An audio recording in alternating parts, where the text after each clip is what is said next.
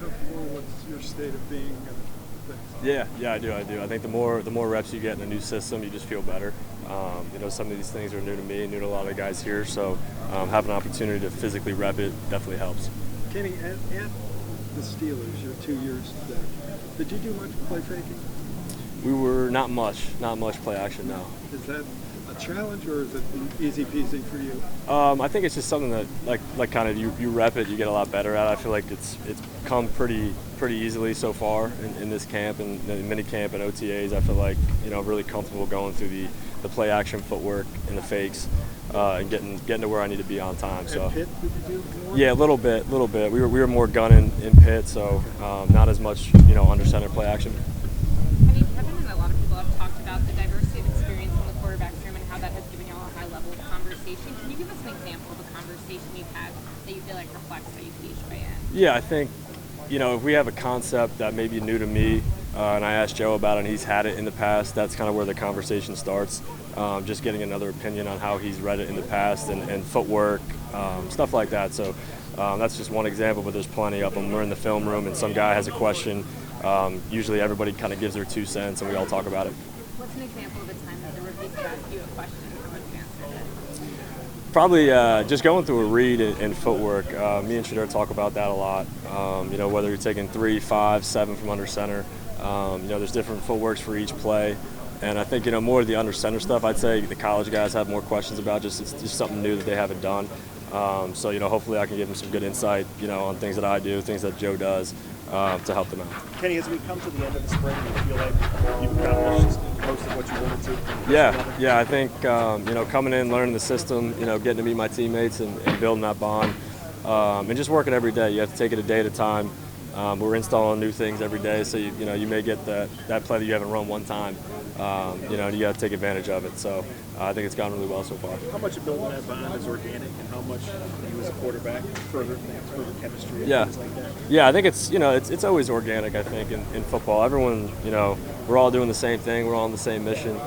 This is a great locker room to be in. So just being able to hang out with guys outside of football, outside of the field. Whether it's on the golf course, in the cafeteria, getting a bite to eat, whatever it may be. I think it's always a good time to get to know your teammates. How much does it help to have Myles Garrett to look out there and see that he's there and know that if you can get past him, you can pretty much... Yeah, his presence has been felt in 2 days, I can tell you that. Obviously playing against him, I understood that coming into it, but I had a scramble today and I was running down the right side. He was chasing me down like 25, 30 yards down the field. So, his effort and what he brings to the table, we all know. So it's great to have him here. In your 2 years at Pittsburgh Steelers, you had 6 fourth-quarter comebacks attributed to you. How do you account for that? I'd just say preparation, and it's the ultimate team game. So, you need all other 10 guys on the field to do their job as well. So I've been a part of great teams.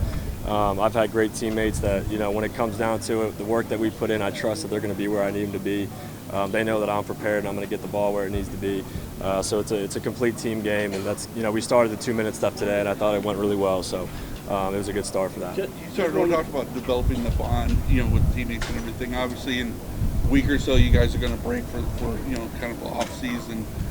How do you continue that and build off of that while you're kind of away from here, during that period? Yeah, hopefully there's times where we can get together maybe once in this next 5 weeks, wherever that may be, to get a couple throwing sessions in, hang out, like I said, go golf and just be around each other for a weekend.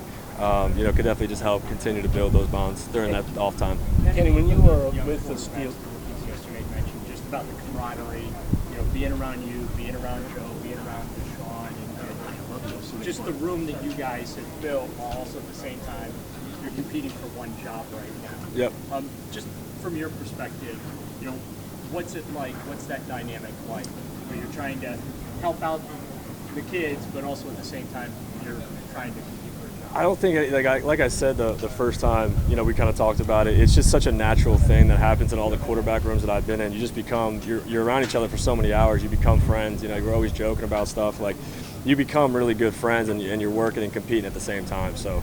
It's been a natural progression in every room I've been in, and this one's doing the exact same thing. Kenny, we were asked about Myles Garrett here at practice, but I want to ask you about preparing for him when you were with the Steelers. What was that preparation like?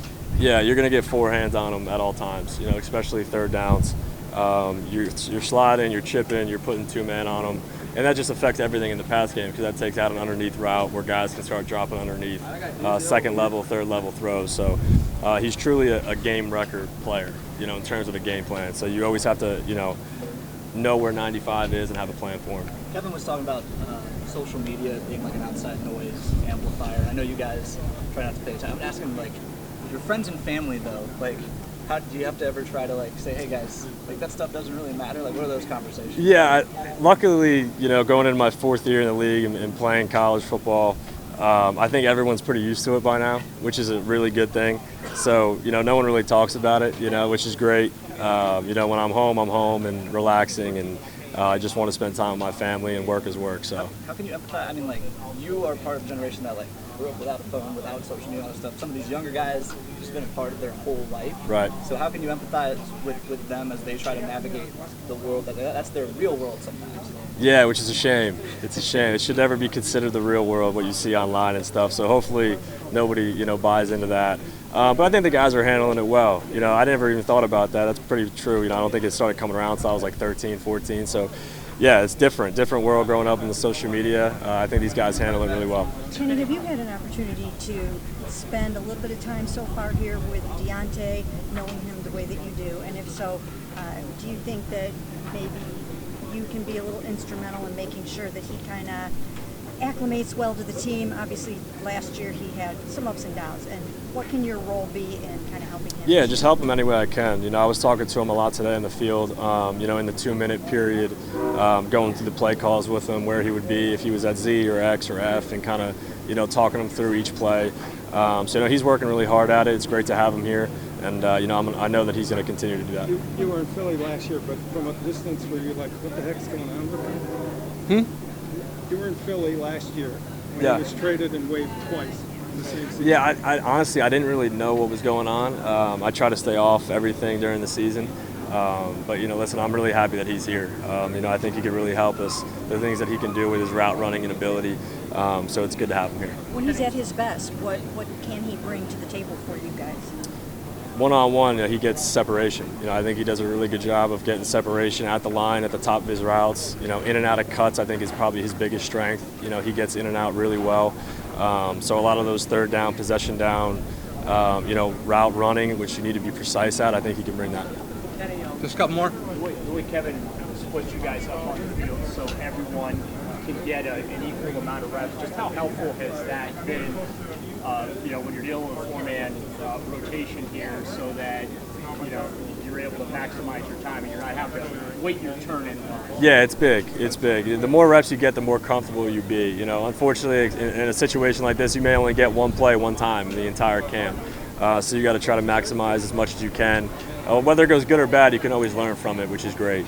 But as many reps as you can get, it's extremely valuable at this point, especially being on a new team with new guys. Kenny, what have you heard about Kevin as a developer of quarterbacks, and has what you heard kind of matched up to your experience? Yeah, no, to a T. Everything I expected coming into it, he's probably exceeded that. Just the knowledge of his system that he's been in for a long time and how he understands quarterback play and what it's like to be back there and kind of the clock that we're on and what we have to do. To be successful. So it's been awesome, and he sits in every quarterback meeting, and he's part of all those conversations that we mentioned earlier. So it's been awesome. We're not going to see you now until the start of training camp, or talk to you until the start of training camp. So I know you've worked out some with Jerry Jeudy, often on your own.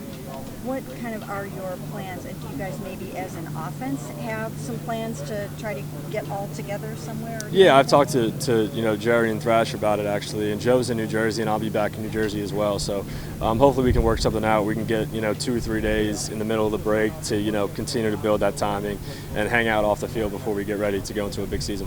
With Deontay, his run after catch ability, how do you balance kind of let him cook with, and then you have a first down? Why'd you run backwards there? That's probably a Deontay question. Sure. But yeah, my job is to get the ball in his hands, and he's going to go try and get as many yards as he can after. How do you feel about the notion of the fact that you are kind of having to make sure that what is in the offense is going to work for you guys, and what isn't shouldn't be there isn't going to be there, and a lot of that I think is kind of falling on you at this point. How's that going while you're also trying to look great and win the job? Yeah, like there's a conversation we had, like, it's kind of trial and error. We may try one play, and if we don't love it, it gets thrown out for the season. So that kind of goes into that. You only get one play once. If you hit it, it's great, it stays. If it doesn't look great, it may be out. So it's kind of a trial process for some new plays. That's what this time is for. This time is not to be perfect. It's to try new things, test timing with teammates, and push yourself. So I think, it's gone well so far.